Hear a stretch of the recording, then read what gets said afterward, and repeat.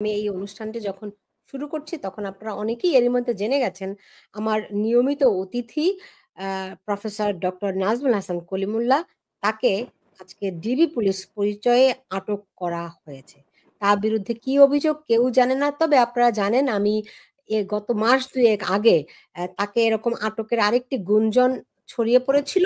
সে সময় তাৎক্ষণিকভাবে তার একটি আমি সাক্ষাৎকার গ্রহণ করেছিলাম। সেখানে তিনি স্পষ্ট করে বলেছিলেন যে রোকেয়া বিশ্ববিদ্যালয়ের ভিসি থাকাকালীন সময়ে তার বিরুদ্ধে নানান রকম অভিযোগের পরিপ্রেক্ষিতে সে সময়ের যে শিক্ষামন্ত্রী ডক্টর দীপু মনি তার বেশ কিছু তৎপরতার কারণে তার বিরুদ্ধে একটি মামলা দায়ের করা হয়েছিল। আপনারা অনেকেই সেই সম্পর্কে মানে অবহিত আছেন, এবং সেরকম একটি মামলা তার বিরুদ্ধে একটা মিথ্যা অভিযোগ দিয়ে দুর্নীতি দমন কমিশন থেকে একটি তার বিরুদ্ধে মামলা দায়ের করা হয়েছিল বলে ডক্টর নাজমুল হাসান কলিমুল্লাহ আমার কাছে অভিযোগ করেছিলেন। সেই অভিযোগগুলো আপনারা নিশ্চয়ই আমার এই বাংলা নিউজ নেটওয়ার্কের পেজে গেলে আপনারা দেখতে পাবেন। এবং তার পরিপ্রেক্ষিতে তিনি জানতেন তাকে আটক করা হতেও পারে, কিন্তু তিনি আমার কাছে খুব দৃঢ় চিত্তে বলেছিলেন তিনি সবসময় সত্যের পক্ষে থেকেছেন। আগে আওয়ামী লীগ সরকারের আমলেও তিনি অন্যায়ের বিরুদ্ধে লড়েছেন, এবং এই সরকার যে অন্যায়গুলো করছে তিনি তার বিরুদ্ধেও লড়ে যাবেন, এই ঘোষণা কিন্তু তিনি দিয়েছিলেন। এবং আজকে যখন তাকে আটক করা হয় আপনি জানেন তার বিরুদ্ধে অভিযোগ কি। তার বিরুদ্ধে বলেছে, আপনি জানেন এখন সবার বিরুদ্ধে ঢালাও মিথ্যা মামলা দেওয়া হয়েছে, একেবারে গণহারে মানে হত্যা মামলা দিয়ে সবাইকে আটক করা হচ্ছে, এবং এর কোনো বিচার প্রক্রিয়া নেই। যে যাদেরকে থানা হাজতগুলোতে গত একটি বছর ধরে আটক করে রাখা হয়েছে তাদের কিন্তু কোনো বিচার প্রক্রিয়া নেই, তাদের বিরুদ্ধে তাদের কোনো জামিন দেওয়া হচ্ছে না। একটা একটা অরাজকতা চলছে বাংলাদেশে। সেই প্রেক্ষিতে যখন প্রফেসর নাজমুল হাসান কলিমুল্লাহকে আটক করায় আমরা খুব নিশ্চিত করে বলছি তার বিরুদ্ধে যে আটক করার মূল কারণটি হলো তিনি যেহেতু বিভিন্ন প্ল্যাটফর্মে এসে তথ্য উপাত্ত দিয়ে বিশ্লেষণ করছিলেন, সেই কারণে তার কণ্ঠ রোধ করার জন্য তাকে আটক করা হয়েছে। এটি আমি নির্দ্বিধায় বলতে চাই। আপনারা জানেন বাংলাদেশে এতগুলো টেলিভিশন চ্যানেল, এতগুলো সংবাদপত্র রয়েছে, সেইগুলো কিন্তু কোনোটি এই মুহূর্তে স্বাধীন নয়। গত একটি বছর ধরে প্রতিটি গণমাধ্যমের কর্মীদেরকে এক ধরনের চাপের মধ্যে রাখা হয়েছে। একদিকে হত্যা মামলা দিয়ে তাদের জন্য ভীতিকর পরিস্থিতি সৃষ্টি করা হয়েছে, অন্যদিকে তাদের অ্যাক্রিডিটেশন কার্ড বাতিল, অনেকে চাকরি থেকে চাকরিচ্যুত করা হয়েছে, অনেককেই বিশেষ করে শীর্ষ পদে একেবারে চট দখলের মতো দখল হয়েছে গণমাধ্যমগুলো, যে কারণে কোনো একটি টেলিভিশন চ্যানেল, কোনো একটি সংবাদ মাধ্যমে এই মুহূর্তে স্বাধীনতা নেই, এবং অনেকগুলো গণমাধ্যমের বিরুদ্ধে মেটিকুলাসলি ডিজাইন করা একটি সংঘবদ্ধ চক্রের অংশীদার হওয়ার প্রমাণ আমার কাছে আছে। আমি একটা প্রতিবেদনও এই সংক্রান্ত প্রকাশ করেছি। ফলে বুঝতে পারছেন যে বাংলাদেশে যে কু হয়েছে, বাংলাদেশে গণমাধ্যমগুলোতে যেই অরাজকতা চালানো হয়েছে, যা সামগ্রিক দেশের পরিস্থিতির একটি অংশ বিশেষ মাত্র, এবং তার সর্বশেষ শিকার হলেন প্রফেসর নাজমুল হাসান কলিমুল্লাহ। আমি তাকে আটকের তীব্র নিন্দা জানাই এবং অবিলম্বে তার মুক্তি দাবি করছি। এটি খুবই অন্যায়। তিনি টিআইবির একজন টিআইবি নয়, ট্রান্সপারেন্সি ইন্টারন্যাশনালের একজন বাংলাদেশের প্রতিবেদক। তিনি তার আন্তর্জাতিক অঙ্গনেও তার অত্যন্ত সুনাম রয়েছে। তিনি দীর্ঘদিন ধরে নির্বাচন নিয়ে কাজ করেন। ঢাকা বিশ্ববিদ্যালয়ের তিনি প্রক্টর ছিলেন কার্জন হলের বা বিজ্ঞান অনুষদের। ফলে তার বিরুদ্ধে অভিযোগ থাকতে পারে, তার বিরুদ্ধে অনেক কিছুই থাকতে পারে, কিন্তু তিনি তাকে এই মুহূর্তে আটক করার মূল কারণটি হচ্ছে বাংলাদেশের যে 2-4 জন একেবারে হাতে গোনা, আমি নাম ধরে ধরে আপনাদেরকে এই মুহূর্তে বলতে পারবো, যারা সরকারকে সমালোচনা করছেন, সরকারের যেই অন্যায় কাজগুলো রয়েছে সেগুলো তীব্র ভাষায় প্রতিবাদ জানাচ্ছেন প্রফেসর নাজমুল হাসান কলিমুল্লাহ সেই 3-4 জন ব্যক্তির একজন।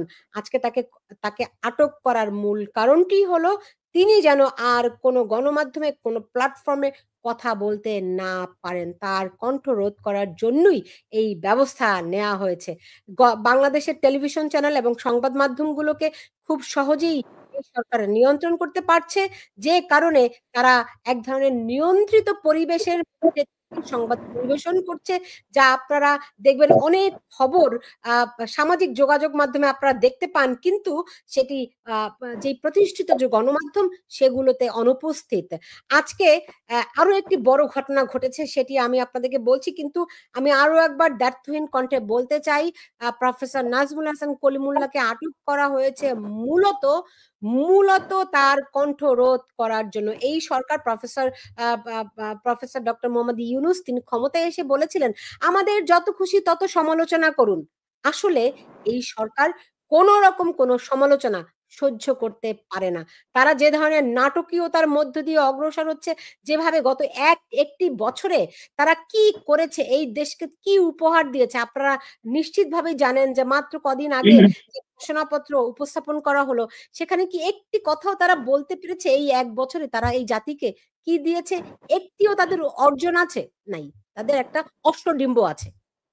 সেই অবস্থায় যখনই কেউ তাদের সমালোচনা করছে, তাদেরকেই তারা কণ্ঠরোধ করার চেষ্টা করছে। এর তীব্র নিন্দা জানাই। এর বাইরে আপনারা জানেন আজকে নরসিংদীতে একজন সাংবাদিককে গলা কেটে হত্যা করা হয়েছে।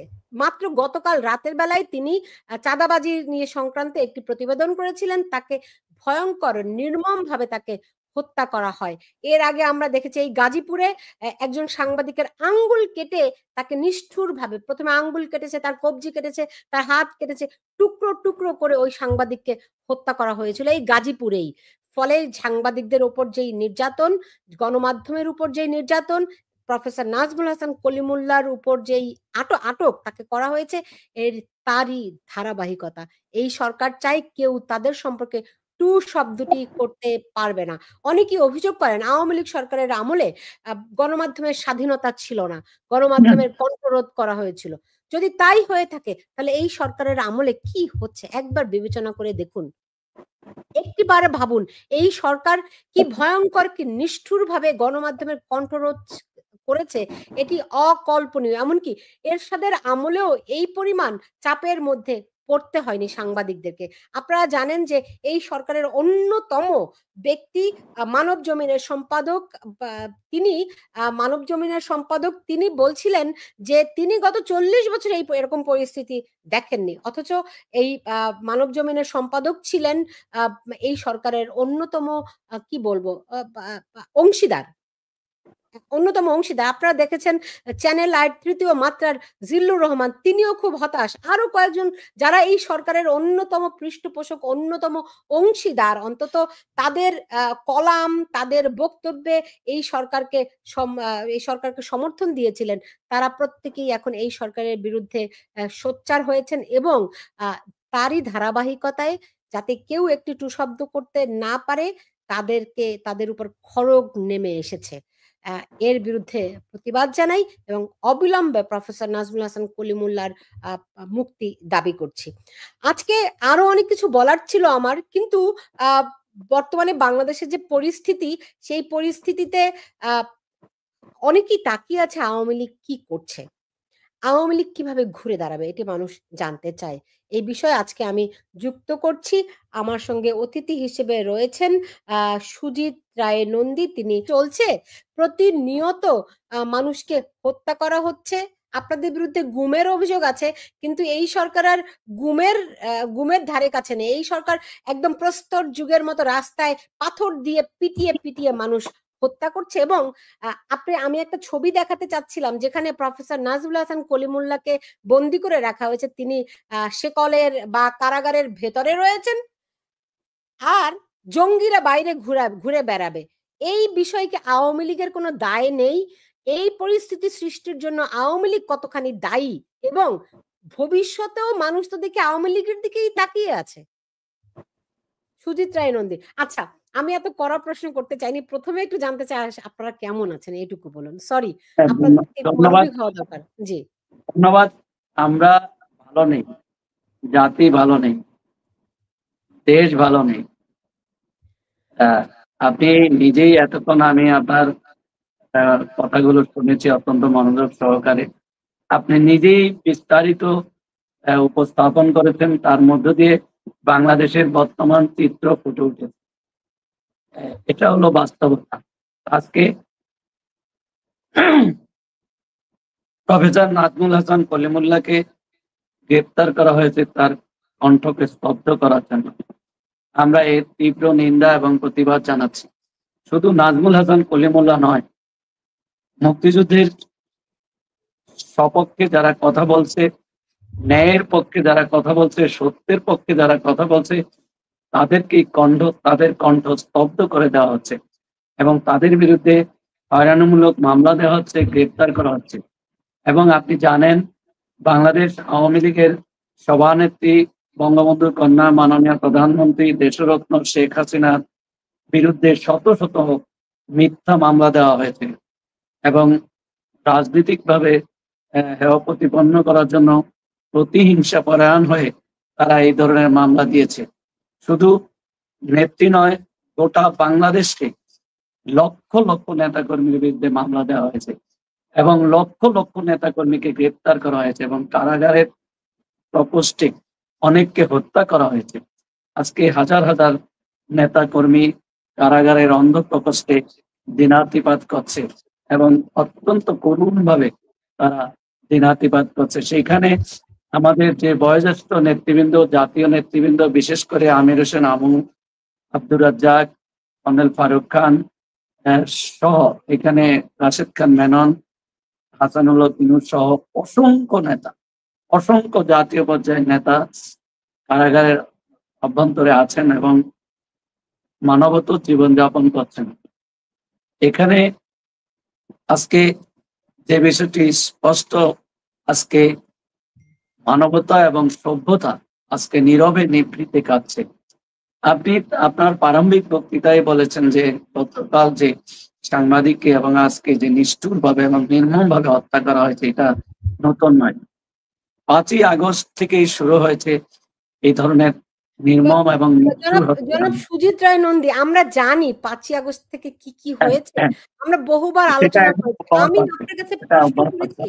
জি, মানে এর থেকে পরিত্রাণের উপায় কি? আওয়ামী লীগ একটি রাজনৈতিক দল হিসেবে এই দায় তো তারই এবং এর ধরনের দায়ও তার। অবশ্যই আপনি জানেন, বাংলাদেশ আওয়ামী লীগ একটি ঐতিহ্যবাহী রাজনৈতিক দল। বাংলাদেশ আওয়ামী লীগের নেতা কর্মীরা আজকে ঘুরে দাঁড়ানোর জন্য চেষ্টা করাচ্ছেন, চেষ্টা অব্যাহত আছে। আমাদের প্রিয় নেত্রী বঙ্গবন্ধুর কন্যা সেই 5ই আগস্টের পর থেকে তিনি ভার্চুয়াল সভা করছেন এবং এই পর্যন্ত প্রায় 72টি সাংগঠনিক জেলার সাথে তিনি ভার্চুয়াল সভা করছেন তৃণমূলের নেতা কর্মীদের সাথে।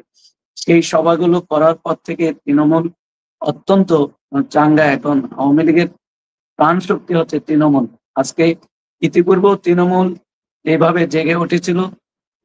1975 সালে 15ই আগস্টে বঙ্গবন্ধুকে হত্যা করার পর সেই দিন কিন্তু কেন্দ্রের অনেক নেতা বঙ্গবন্ধু রক্তের সাথে বিশ্বাসঘাতকতা করেছিল, বেইমানি করেছিল, কিন্তু তৃণমূল করে নাই। সেদিন তৃণমূলই রাজপথে স্লোগান দিয়েছিল, মাগো তোমায় কথা দিলাম, মুজিব হত্যার বদলা নেব, এক মুজিব লোকান্তরে লক্ষ মুজিব ঘরে ঘরে, এইভাবে রাজপথ প্রকম্পিত করেছিল। এবং 2008 সালেও এই নেত্রীকে 7 সালে 16ই জুলাই নেত্রীকে গ্রেপ্তার করার পরে এই তৃণমূলই গর্জে উঠেছিল। সারা বাংলাদেশে তৃণমূল শেখ হাসিনার মুক্তির দাবিতে, জননেত্রী শেখ হাসিনার মুক্তির দাবিতে রাজপথ প্রকম্পিত করেছিল এবং সেই এবং নেত্রীকে এই তৃণমূলের নেতা কর্মীরাই সেই কারাগারের অন্ধ প্রকোষ্ঠ থেকে মুক্ত করেছিল, আন্দোলন করে, সংগ্রাম করে। আজকেও তৃণমূল জেগে উঠেছে। তৃণমূল অত্যন্ত সৎ। আপনি জানেন, আওয়ামী লীগ কখনোই আন্দোলন সংগ্রামে পরাজিত হয় নাই। আওয়ামী লীগ সবসময় পরাজিত হয়েছে ষড়যন্ত্রের কাছে, চক্রান্তের কাছে। আমরা আজকে গোটা জাতি, গোটা দেশ আজকে সত্য ন্যায়ের পক্ষে। আজকে বর্তমান এই অগণতান্ত্রিক সরকার, অবৈধ সরকার যেভাবে অত্যাচার, নির্যাতন এবং আজকে যেভাবে গোটা দেশকে আজকে জিম্মি করে রেখেছে, আজকে গোটা দেশের অবস্থা অত্যন্ত নাজুক। আজকে জঙ্গিবাদ, সন্ত্রাস, সাম্প্রদায়িক শক্তির হাতে এই দেশ জিম্মি হয়ে গেছে। আপনি জানেন, আজকে জঙ্গিবাদ মাথা তারা দিয়ে উঠেছে। এই গত কয়েক সপ্তাহ আগে পাকিস্তানের সেই ভয়ঙ্কর জঙ্গি সংগঠন লস্কর-ই-তৈয়বার একজন কর্ণধার, তিনি তার বক্তৃতার মধ্যে দিয়ে বলেছিলেন যে ২৪-এর গণ অভ্যুত্থানের মধ্য দিয়ে তারা ৭১-এর পরাজয়ের প্রতিশোধ নিয়েছে। আমরা আজকে বাঙালি জাতি এই এটা গোটা দেশ আজকে স্তব্ধ। বর্তমান এই সরকার একটি কথাও এই বিষয়ে বলে নাই। তবে আজকে এই প্রজন্ম তারাও বলেছে যে ৭১ হয়নি শেষ, রুখে দাঁড়াও বাংলাদেশ। আজকে প্রজন্ম রুখে দাঁড়িয়েছে। আপনি দেখেছেন গত ৫ই আগস্ট ঐতিহ্যবাহী ঢাকা বিশ্ববিদ্যালয়ে সেই স্বাধীনতা বিরোধীদের যে ছবি টাঙানো হয়েছিল টিএসসি চত্বরে, সেখানে সে প্রতিবাদ করেছিল মুক্তিযুদ্ধের সপক্ষের সেই তরুণ প্রজন্ম। তারা জেগে উঠেছিল প্রতিবাদ, তারা জেগে উঠেছিল এই অন্যায়ের বিরুদ্ধে, অপবাদের বিরুদ্ধে। এবং হ্যাঁ, সেখানে বলুন। আমি একটু আপনাদের কাছে বুঝতে পেরেছি আপনাদের নিজস্ব মূল্যায়নটি কি? আজকে যেই প্রজন্মের কথা আপনি বলছেন, যে যারা এই ৭১-এর পরাজিত শক্তির বিরুদ্ধে যেই প্রজন্ম জেগে উঠেছে আপনি বলছেন, সেই প্রজন্মকে নেতৃত্ব দিচ্ছে কে? যেই মেঘমল্লার এই প্রতিবাদটি অংশগ্রহণ মানে করেছে, এই স্লোগানগুলো দিয়েছে, সেই মেঘমল্লার আওয়ামী লীগের নির্যাতনের শিকার হয়েছে, ছাত্রলীগের নির্যাতনের শিকার হয়েছে। এই বিষয়গুলিকে আপনারা মূল্যায়ন করছেন? এটা দেখুন, আসলে আজকে একটা আমি বলবো যে চলার পথে মানুষের ভুল থাকতে পারে, ব্যর্থতা থাকতে পারে। সেই আমাদেরও ভুল আছে, ব্যর্থতা আছে, সেটা থেকে আমাদেরকে শিক্ষা গ্রহণ করতে হবে। এবং আমরা সবসময় বাংলাদেশ আওয়ামী লীগ উদার গণতান্ত্রিক একটি রাজনৈতিক দল, এবং আওয়ামী লীগ সবসময় মুক্ত চিন্তায় বিশ্বাস করে এবং মুক্তিযুদ্ধের চেতনাকে ধারণ করে এবং লালন করে। হাতের আঙ্গুল কিন্তু ৫টি সমান হয় না। সেখানে কিন্তু যেমন এই আজকে এই উর্বর মাটিতে যেমন ফসল বাম্পার ফলন হয়, তেমনি আগাছাও জন্মায়। সেই আগাছা আমাদের যে বলবো, যারা এই ধরনের অপকর্মের সাথে জড়িত ছিল তারা অনেকেই অনুপ্রবেশকারী এবং আগাছা। সেই আগামী দিনে সেই আমাদের এই প্রত্যয় এবং আমাদের যে আগামী দিনের যে রাজনীতি, আগামী দিনের যে বাংলাদেশ হবে, সেই এই আগাছা এবং অনুপ্রবেশকারীদের বিরুদ্ধে আমাদের সবার কণ্ঠ অত্যন্ত সোচ্চার, এবং এদেরকে সমূলে মূলোৎপাটন করতে হবে। এবং আগামী দিনের যে বাংলাদেশ আমরা চাই, আগামী দিনের বাংলাদেশ হবে শান্তির বাংলাদেশ, মানবতার বাংলাদেশ, সম্প্রীতির বাংলাদেশ, সাম্যের বাংলাদেশ।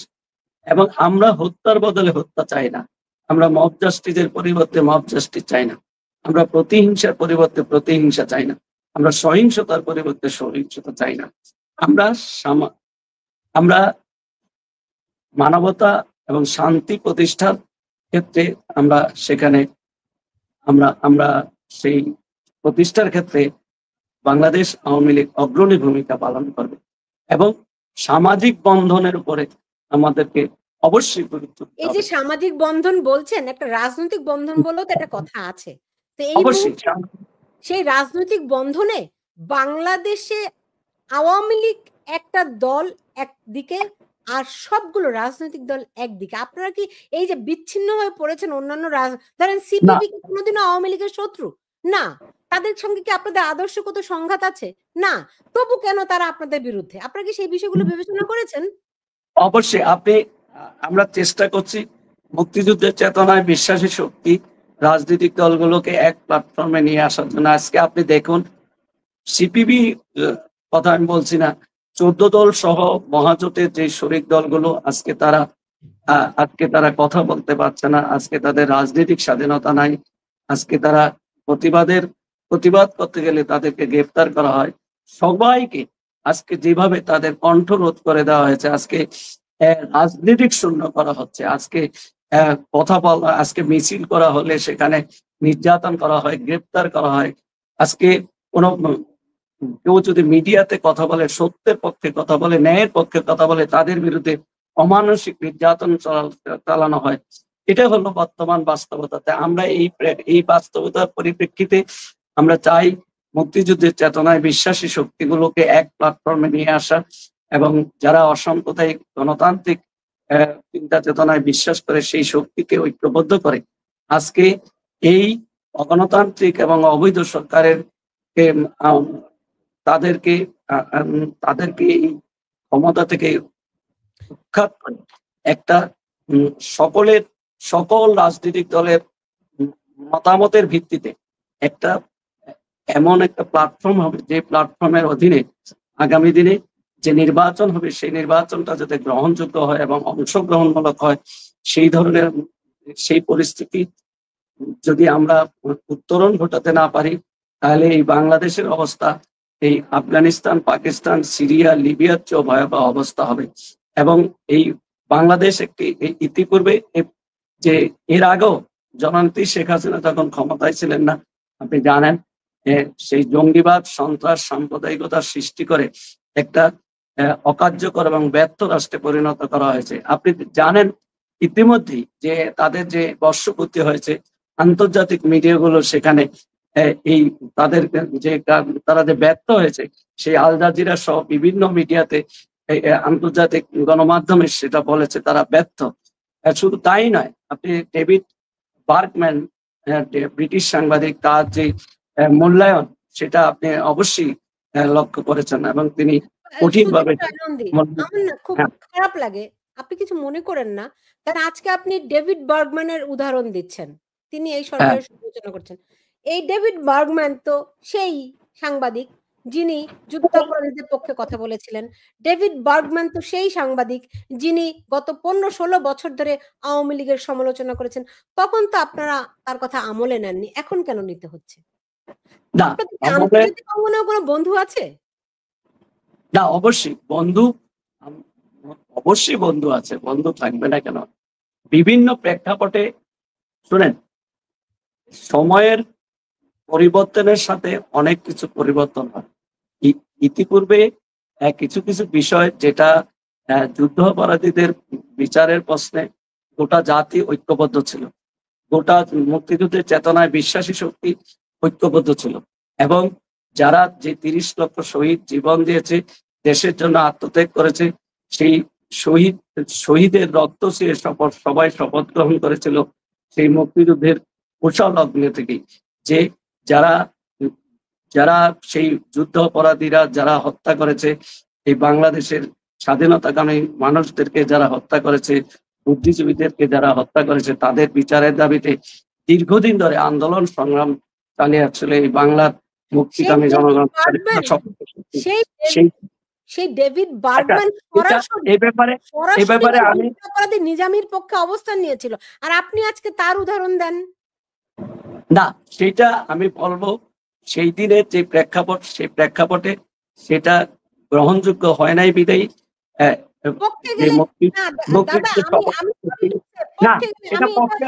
সরকারের ক্ষেত্রে বলি, পক্ষে গেলে হালাল, বিপক্ষে গেলে দালাল, রাইট? না না না, খারাপ ছিল, এখন ভালো হয়ে গেছে না, এটা আমি বলবো না। আপনি যেটা বলেছেন মূল্যায়নের কথা, সেটা আমি বলেছি। এটা সাংবাদিকের মত প্রকাশের স্বাধীনতা, তার চিন্তা চেতনা এটা থাকতেই পারে।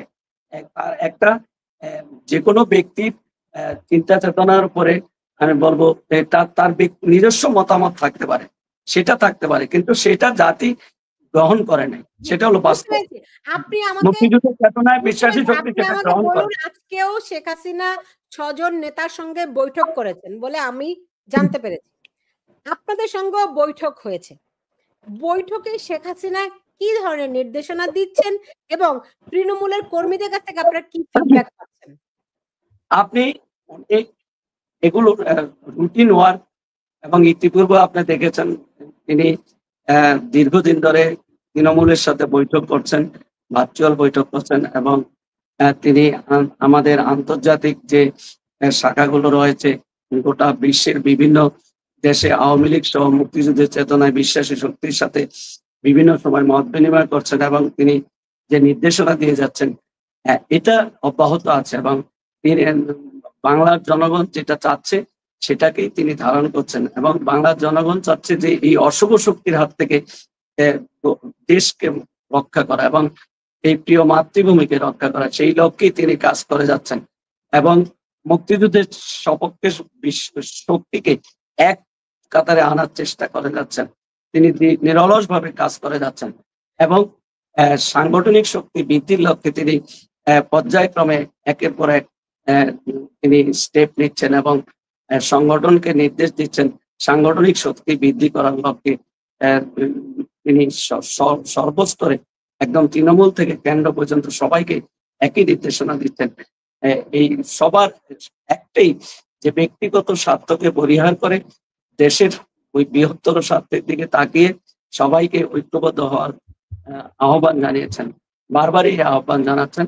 এবং সাংগঠনিক শক্তির কোনো বিকল্প নেই। আপনি জানেন বর্তমান এই বাংলাদেশের বর্তমান প্রেক্ষাপটে, শুধু বর্তমান প্রেক্ষাপট নয়, প্রথম থেকেই জননেত্রী শেখ হাসিনা যে বর্তমান যে তার যে অভাবটা বাংলাদেশের মানুষ ফিল করছে, যে এই বাংলাদেশটা জননেত্রী শেখ হাসিনার হাতে নিরাপদ এবং এই বাংলাদেশের রাজনীতিতে শেখ হাসিনার বিকল্প Sheikh Hasina.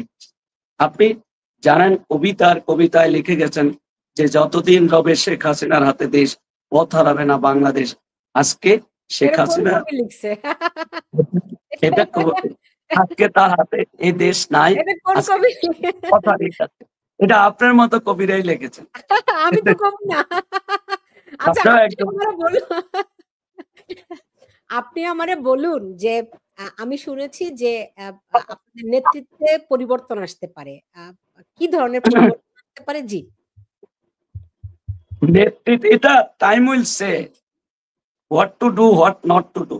This is not আর কবে টাইম আসবে বলুন আমাকে। না, টাইম এখন হলো প্রিয় মাতৃভূমিকে এই অশুভ শক্তির হাত থেকে, হায়ানাদের হাত থেকে মুক্ত করাই হলো আমাদের লক্ষ্য।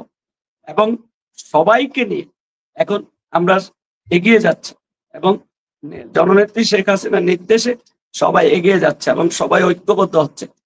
গোটা আজকে আপনি দেখেন যে বাংলাদেশ আওয়ামী লীগ এখন সবচেয়ে জনপ্রিয় দল এবং জননেত্রী শেখ হাসিনা সবসময় জনপ্রিয়, এখন সবচেয়ে জনপ্রিয়। এটা আমার কথা নয়, বিভিন্ন আন্তর্জাতিক সংস্থাগুলো যে জরিপ করেছে, বিবিসি, ভয়েস অফ আমেরিকা সহ আল জাজিরা, রয়টার্স সবাই জরিপ করেছে এবং ইউটিউব চ্যানেল, অনলাইন চ্যানেল, আপনিও যেহেতু আপনি এই ব্যাপারে অনেক অভিজ্ঞ, অনেক আপনার কাছে অনেক ইনফরমেশন আছে, সেখানে কিন্তু আওয়ামী লীগ কিন্তু জনগণের, দেশের অধিকাংশ, আমি বলবো মেজরিটি জনগণ সমর্থন করছে বর্তমান আওয়ামী লীগকে এবং আজকে আওয়ামী লীগের অভাবটা ফিল করছে। এই আপনি জানেন যে একটা ঐতিহ্যবাহী রাজনৈতিক দল, যে এই বাংলাদেশের যা কিছু সত্য, যা কিছু সুন্দর, যা কিছু সোনালী অর্জন আওয়ামী লীগের নেতৃত্বে অর্জিত হয়েছে। তাই আজকের এই প্রেক্ষাপটে গোটা দেশে আজকে স্লোগান দিচ্ছে যে আওয়ামী লীগই পারে, আওয়ামী লীগই পারবে, শেখ হাসিনাই পারে, শেখ হাসিনাই পারবে। আজকে দেখেন 10টা লোক যদি এক জায়গায় বসা থাকে, 7 জনই বলে যে আগেই ভালো ছিলাম, আগেই ভালো ছিলাম। এইটা কেন? এই আজকে তাদের ব্যর্থতা, এই বর্তমান এই অবৈধ সরকারের ব্যর্থতার কারণেই এবং তাদের এই যে আজকে যেভাবে ছাত্র জনতা, পুলিশকে তারা হত্যা করেছে এবং মেটিকুলাস ডিজাইন অনুযায়ী একের পর এক সেই ধরনের কর্মকাণ্ড অব্যাহত রয়েছে এবং তারা আমাদের প্রিয় নেত্রী বঙ্গবন্ধুর কন্যা এবং বঙ্গবন্ধুর কনিষ্ঠ কন্যা শেখ হাসিনা এবং শেখ রেহানাকে তারা হত্যা করার যে গভীর ষড়যন্ত্র করেছিল, সৃষ্টিকর্তার অশেষ রহমতে তারা বেঁচে যান, বঙ্গবন্ধুর 2 কন্যা বেঁচে যান। এই যে আজকে, সেই জন্য আমরা আশাবাদী, জাতি আশাবাদী, শেখ হাসিনা জীবিত আছে এবং বাংলার মানুষের আকাঙ্ক্ষা তিনি পূরণ করবেন এবং তার নেতৃত্বে জনতার বিজয় হবে। জননেত্রী শেখ হাসিনার নেতৃত্বেই জনগণের বিজয় হবে এবং জননেত্রী শেখ হাসিনা বীরের বেশে দেশের মাটিতে ফিরবেন। এটা আমাদের কমিটমেন্ট। অবশ্যই এটা জনগণ অচিরেই তিনি বাংলার মাটিতে সগৌরবে ফিরবেন। এবং মানে কবে? আমরা তো সেই 1 বছর ধরেই শুনতেছি এই ফিরতেছেন। দিনক্ষণ দিয়ে বলার কোনো প্রয়োজন নেই। তবে আপনি এটা মনে রাখবেন যে আমি আবারও বলছি, জনতার জয় হবে এবং জননেত্রী শেখ হাসিনা বীরের বেশে দেশের মাটিতে ফিরবেন। বাংলার মানুষ অধীর আগ্রহে অপেক্ষা করছেন তাকে স্বাগত জানানোর জন্য। আপনি দেখবেন আপনি কি যেদিন বাংলাদেশের মানুষের মনে আওয়ামী লীগ সম্পর্কে একটা গভীর ক্ষত সৃষ্টি হয়েছে? এটা কি আপনাদের মনে হয় নাকি ক্ষত সৃষ্টি হয়নি? এইটা আপনি সেইটা সেই ধরনের যে তারা যে মেটিকুলাস ডিজাইনের কথা তারা নিজেরাই স্বীকার করেছে এবং সেখানে সেই মেটিকুলাস ডিজাইন অনুযায়ী তারা যেভাবে এম, যে যে গভীর ষড়যন্ত্র করেছিল সেই ষড়যন্ত্রের অংশ হিসাবে এম, তারা আওয়ামী লীগকে মানুষের কাছে হেয় প্রতিপন্ন করার যে চেষ্টা করেছিল সেটা তারা সফল হয় নাই এবং 5 তারিখের পরে তারা ভেবেছিল আওয়ামী লীগ নো হয়ে যাবে, শেখ হাসিনা নো হয়ে যাবে, কিন্তু সেটা অবাস্তব, সেটা সম্ভব হয় না, সেটা কোনোদিনই সম্ভব হবে না। তারা মুক্তিযুদ্ধের চেতনাকে ধ্বংস করে দিতে চেয়েছিল এবং বঙ্গবন্ধুর 32 নম্বর ধানমন্ডির বাড়িটি ঘুরিয়ে দিয়েছিল এবং তারা ভেবেছিল যে এটা ঘুরিয়ে দিলেই বঙ্গবন্ধুর আদর্শকে নিশ্চিহ্ন করা যাবে, আওয়ামী লীগকে নিশ্চিহ্ন করা যাবে, কিন্তু সেটা কোনোদিনই সম্ভব না। একদল উচ্ছৃঙ্খল সন্তান তাদের মায়ের পেটে লাথি মেরেছে। যে মাতৃগর্ভ থেকে শিশুর জন্ম হয় সেই 32 নম্বর বাড়িটি হচ্ছে শিশু গৃহ। 1971 সালে 26শে মার্চ সে প্রথম প্রহরে বঙ্গবন্ধু মুজিব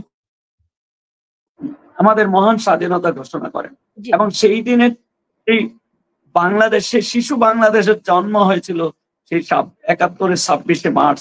আজকের সেই বাংলাদেশ যার বয়স 54 বছর বয়স, আজকের সেই 54 বছরের বাংলাদেশকে যারা ব্যর্থ করে দিতে চায় এবং যারা বঙ্গবন্ধুর আদর্শকে মুছে ফেলে দিতে চায়, যারা মুক্তিযুদ্ধের চেতনাকে নস্যাৎ করে দিতে চায়, যারা আমাদের ইতিহাস ঐতিহ্য সংস্কৃতির উপরে আঘাত আনতে চায়, সেই শক্তির বিরুদ্ধে আমাদের সংগ্রাম অব্যাহত থাকবে। আমাদের আমরা সেই জনাব সেই দয়ানন্দ, হ্যাঁ আমরা দেখতে পাচ্ছি এই যে ঘোষণাপত্র যে দিলেন ডক্টর ইউনূস, সেখানে নাহিদ ইসলাম ছাড়া অন্য অন্য বাকি 4 জন গিয়েছিলেন কক্সবাজারে হাওয়া বাতাস খেতে। তাদের নাকি একটু নিরিবিলি চিন্তা ভাবনা করা দরকার। বিভিন্ন মাধ্যম থেকে আমরা খবর পাচ্ছি আসলে এনসিপি ভেঙে গেছে এবং ডক্টর মোহাম্মদ ইউনূস এনসিপি কে মানে এই তরুণদেরকে যাদেরকে সামনে রেখে আন্দোলনটি পরিচালিত হয়েছিল তাদেরকে এক ধরনের ছুঁড়ে ফেলে দিয়েছেন, এমন অভিযোগ বিভিন্ন মাধ্যম থেকে পাচ্ছি। এটা আওয়ামী লীগ এদের ব্যাপারে তাদের কি সিদ্ধান্ত হবে? আপনারা কি এদের সঙ্গে কোন রকম কোন যোগাযোগের চেষ্টা করছেন? আপনারা বলছেন তাদেরকে বিভ্রান্ত করা হয়েছে, আপনারা বারবার করে বলছেন যে তরুণদেরকে বিভ্রান্ত করা হয়েছে। এটা আপনি জানেন যে এই তরুণ প্রজন্মকে গুজব ছড়িয়ে এবং তাদেরকে বিভিন্ন বিভ্রান্তমূলক কথাবার্তা বলে তাদেরকে ভিন্ন পথে প্রবাহিত করার চেষ্টা করা হয়েছে। আজকে আপনি দেখেন জননেত্রী শেখ হাসিনা বিভিন্ন ভার্চুয়াল সভায় সেই তরুণ প্রজন্ম, সেই ছাত্ররা তার কাছে নেত্রীর কাছে ক্ষমা চাচ্ছে তাদের ভুলের জন্য। এরকম প্রতিদিন অসংখ্য ছাত্রছাত্রী নেত্রীর সাথে কথা বলছেন এবং তারা তাদের ভুল স্বীকার করছেন যে আমরা ভুল করেছি, আমাদেরকে আপনি ক্ষমা করে দেবেন। এভাবে যারা ভুল স্বীকার করবে অবশ্যই তাদেরকে আমরা বুকে টেনে নিব। আমরা জানি এই প্রজন্মকে সেই মেটিকুলাস ডিজাইন অনুযায়ী তাদেরকে ভুল পথে পরিচালিত করা হয়েছিল। তারা অবশ্যই সত্যের পক্ষে এবং ন্যায়ের পক্ষে তারা আসবে, অবশ্যই ফিরে আসবে এবং তাদের ভুল ইতিমধ্যে বুঝতে পেরেছে এবং আপনি দেখেছেন অনেক যারা সমন্বয়কদের মধ্যে অনেকেই ইতিমধ্যেই তারা তাদের এই প্ল্যাটফর্ম পরিত্যাগ করে সেখান থেকে তারা সত্যের পক্ষে এবং ন্যায়ের পক্ষে অবস্থান নিচ্ছেন। অনেকেই সে কথা বলছেন এবং মুক্তিযুদ্ধের চেতনার কথা বলছেন এবং তারা আমাদের মুক্ত চিন্তার কথা, অবস্থান নিচ্ছেন। আওয়ামী লীগ তাদেরকে অনেককেই ভয় দেখানো হচ্ছে যে এই আওয়ামী লীগ আসলে এদেরকে ফাঁসিতে ঝুলানো হবে, এরকম ভয়। আমি তো বলেছি যে আমরা প্রতিহিংসায় বিশ্বাস করি না। আমি ইতিপূর্বেই বলেছি আমরা সহিংসতায় বিশ্বাস করি না। আমি তো বলেছি যে হত্যার বদলে হত্যা নয়, প্রতিহিংসার পরিবর্তে প্রতিহিংসা নয় এবং মব জাস্টিসের পরিবর্তে মব জাস্টিস নয়। আগামীর বাংলাদেশ হবে শান্তির বাংলাদেশ, মানবতার বাংলাদেশ, সাম্যের বাংলাদেশ, সম্প্রীতির বাংলাদেশ। অবশ্যই আমরা সেই যারা ভুল স্বীকার ইতিমধ্যে করছে, কন্টিনিউ করছেন, আপনি নেত্রীর যে ভার্চুয়াল সভাগুলো দেখেন সেখানে অব্যাহত রয়েছে এবং এরাই আজকে সেই বিপ্লবের কথা তারাই স্বীকার করেছে যে তারা ট্রেনে আগুন দিয়েছে, বাসে আগুন দিয়েছে, তারা মেট্রো রেলে আগুন দিয়েছে এবং পুলিশ হত্যা করেছে তাহলে তাই এই বিপ্লব হতো না। ওরাই স্বীকার করছে। এটা তো বাস্তবতা। আজকে যারা এই আমরা আইনের শাসনে বিশ্বাসী, বিচার বিভাগের স্বাধীনতায় বিশ্বাসী, আজকে আইনের শাসনে বিচার বিভাগের স্বাধীনতা নেই। আজকে যে বাংলাদেশ আজকে একটা ব্যর্থ এবং অকার্যকর রাষ্ট্রে পরিণত হতে চলছে। এটা আমার কথা নয়, এটা আন্তর্জাতিক এবং জাতীয় বিশ্লেষকদেরই কথা। হ্যাঁ। এখন আমাকে যদি একটু বলেন যে দেখুন অনেকেই আপনি জানেন যে একজন মেজর এবং তার স্ত্রীকে আটক করা হয়েছে যে তারা ওই মেজর নাকি বসুন্ধরা কনভেনশন সেন্টারে আওয়ামী লীগ ছাত্রলীগের কর্মীদেরকে গেরিলা যুদ্ধের প্রশিক্ষণ দিচ্ছিলেন।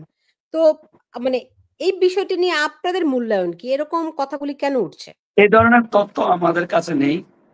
এই ধরনের আওয়ামী লীগের নামে আপনি জানেন বিভিন্ন অপবাদ দেওয়া হচ্ছে এবং আমরা এই এই বিভিন্ন গুজব ছড়ানো হচ্ছে। আমরা এই তথ্য আমি এ ব্যাপারে কোনো মন্তব্য করতে চাই না। হ্যাঁ, ধন্যবাদ। জি। আ আওয়ামী লীগ কিভাবে ঘুরে দাঁড়ানোর চেষ্টা করছে? ধরেন প্রায় ১ বছর হয়ে গেছে, হ্যাঁ? কি আপনাদের আওয়ামী প্রক্রিয়াটা লীগ হ্যাঁ, কিভাবে আপনারা ঘুরে দাঁড়ানোর চেষ্টা করছেন? হ্যাঁ, অবশ্যই আমরা আওয়ামী লীগ একটা গণতান্ত্রিক দল। আমরা নিয়মতান্ত্রিক পন্থায় বিশ্বাস করি। হ্যাঁ, আমরা আগামী দিনের যে এই আমরা সেই তারুণ্য নির্ভর যে তরুণদের উপরে তরুণরাই আগামী দিনের ভবিষ্যৎ, সেই তরুণের তারুণ্যের শক্তি এবং যে যারা আমাদের যে সিনিয়রদের অভিজ্ঞতা এবং দুইয়ের সমন্বয়ে আমরা তরুণের এনার্জি এবং সিনিয়রদের এক্সপেরিয়েন্স দুইয়ের সমন্বয়ে আমরা দলকে আগামী দিনে এগিয়ে নিয়ে যেতে চাই এবং আমাদের যে পরিকল্পনা হচ্ছে আওয়ামী লীগ অবশ্যই রাজনৈতিক দল, অবশ্যই আওয়ামী লীগ শৃঙ্খলায় বিশ্বাস করে। আওয়ামী লীগের ত্যাগী এবং পরীক্ষিতরাই হচ্ছে আওয়ামী লীগের আদর্শিক শক্তি এবং আদর্শিক কর্মী এবং আদর্শের আপনি জানেন যে বঙ্গবন্ধু বলেছিলেন যে ত্যাগের মাধ্যমে আদর্শের বিজয় হয়। এই জি। আদর্শিক কর্মীদেরকে নিয়ে আমরা এগিয়ে যাচ্ছি এবং আগামী দিনে বিগত দিনে আমাদের কিছু ভুল ছিল, ব্যর্থতা ছিল, অনেক অংশেই ত্যাগী এবং পরীক্ষিতদেরকে উপেক্ষিত করা হয়েছে, তাদের অবমূল্যায়ন করা হয়েছে। সেক্ষেত্রে এই ভুল থেকে এবং ব্যর্থতা থেকে আমাদের শিক্ষা নিতে হবে যে ত্যাগী এবং পরীক্ষিতরা আদর্শিকরাই হচ্ছে এই দলের অমূল্য সম্পদ। তাদেরকে আমরা এখন কাজে লাগাচ্ছি এবং তারাই মাঠে সরব। আগামী দিনে এই পরীক্ষিত এবং ত্যাগীদেরকে মূল্যায়ন করা হবে এবং দলে গুণগত পরিবর্তন নিয়ে আসা হবে। যে আমি বলেছি যে নবীনের এনার্জি এবং প্রবীণের এক্সপিরিয়েন্স দুইয়ের সমন্বয়ে আমরা এগিয়ে যাব এবং আমাদের যে বাংলার মানুষের যে স্বপ্নদ্রষ্টা আমাদের প্রিয় নেত্রী বঙ্গবন্ধুর কন্যা, তার নেতৃত্বে তিনি একজন ডাইনামিক এবং এনার্জেটিক লিডারশিপ এবং তিনি এই বাংলাদেশের রাজনীতিতে আমি বলেছি শেখ হাসিনার বিকল্প শেখ হাসিনাই, তিনি নেতৃত্ব দিয়ে যাচ্ছেন এবং দলকে অনেক দূর এগিয়ে নিয়ে গেছেন এবং আমরা অচিরেই আমরা এই অশুভ শক্তিকে মোকাবেলা করে শেখ হাসিনার নেতৃত্বে সত্য ও সুন্দরের বিজয় নিশ্চিত করব। জি। বা এমনিতে ধরেন আগামী 15ই আগস্ট বঙ্গবন্ধুর আ আ মৃত্যুবার্ষিকী আছে, রাইট? তো আপনারা কি কোনো কর্মসূচি দেবেন? কোনো পরিকল্পনা আছে? দলীয় ফোরামে কোনো আলোচনা হয়েছে কিনা এই বিষয়ে? অবশ্যই, অবশ্যই আমাদের দলীয় ফোরামে অবশ্যই আলোচনা হয়েছে। বঙ্গবন্ধুর যে জাতীয় শোক দিবস আজকে যারা এই অবৈধ সরকার, অন্তর্বর্তীকালীন সরকার, যারা অগণতান্ত্রিক সরকার, তারা মুক্তিযুদ্ধের চেতনায় বিশ্বাস করে না, তারা বঙ্গবন্ধুর আদর্শকে মুছে ফেলতে চায়, সেই 15ই আগস্টের ছুটি বাতিল করেছে। তারা বিভিন্ন অফিস আদালতে সাংবিধানিকভাবে স্বীকৃত যে বঙ্গবন্ধুর ছবি প্রতি সম্মান প্রদর্শন করে সেই ছবি পর্যন্ত তারা নামিয়ে ফেলেছে বিভিন্ন অফিস আদালত থেকে এবং বঙ্গবন্ধুর প্রতি সর্বোচ্চ অশ্রদ্ধা প্রদর্শন করছে। এই জাতি কোনোদিন এই জন্যই তাদের আজকে অধপতন, এই জন্যই তাদের আজকে জনপ্রিয়তা প্রায় শূন্যের কোঠায়। তাদের পায়ের নিচে মাটি নেই। এবং আন্তর্জাতিক ক্ষেত্র তাই হয়েছে। আপনি দেখেন সেই ফ্রান্সে বর্তমান সরকারের প্রধান উপদেষ্টা তিনি যেতে চেয়েছিলেন এবং সেখানে প্রেসিডেন্টের সাক্ষাৎ না পাওয়ার কারণে তিনি সেখানে যান নাই। এবং সুজিত নন্দী, ব্রিটেনে আমাকে আরেকটা প্রশ্ন আমি কথাটা শেষ করি। এবং ব্রিটেনে তিনি গিয়েছিলেন শত চেষ্টার পরেও ব্রিটেনের প্রধানমন্ত্রীর সাথে দেখা করতে পারেননি। এই যে আজকে অবমূল্যায়ন করা, মুক্তিযুদ্ধের চেতনাকে ধ্বংস করার লক্ষ্যই হলো তাদের টার্গেট। এবং বাংলাদেশকে একটা ব্যর্থ রাষ্ট্রে পরিণত করাই হচ্ছে তাদের টার্গেট। সেই জন্যই আজকে আমি বলবো 5ই আগস্ট, 15ই আগস্ট, 21শে আগস্ট একই সূত্রে গাঁথা। এবং তারা বারবার ওই আগস্টকেই ষড়যন্ত্র এবং চক্রান্তের সেই মাস হিসাবে সে আগস্টকেই বেছে নিচ্ছে।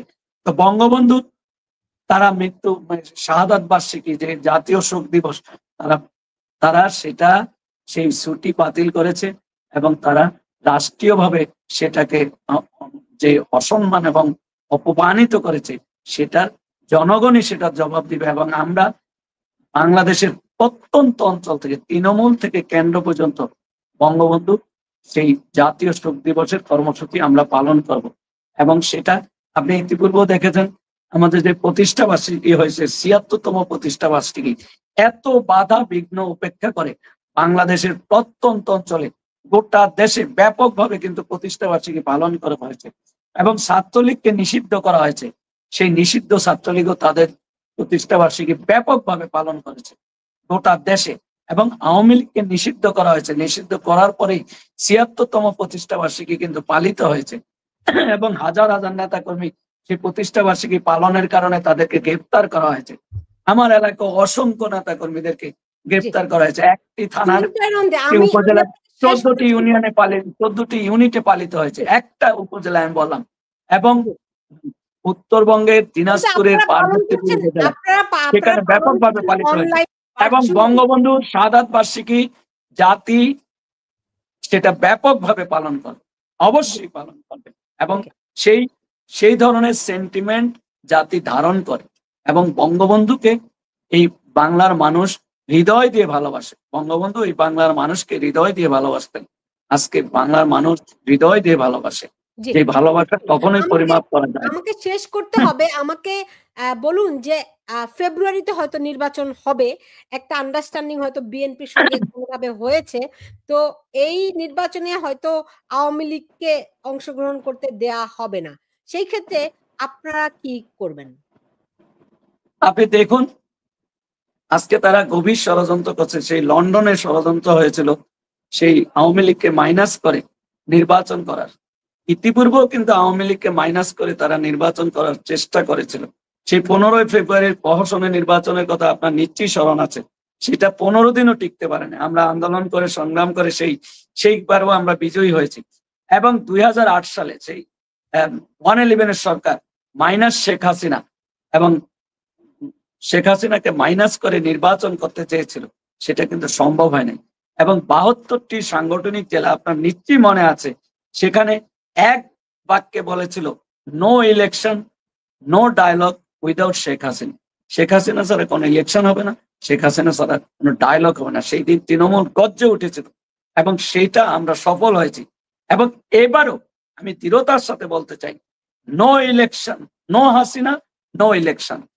এবং মুক্তিযুদ্ধের চেতনায় বিশ্বাসী শক্তি, মুক্তিযুদ্ধের চেতনায় বিশ্বাসী রাজনৈতিক দলগুলোকে আজকে মাইনাস করে তারা নির্বাচনের যে পায়তারা করছে সেটা কখনই সফল হবে না।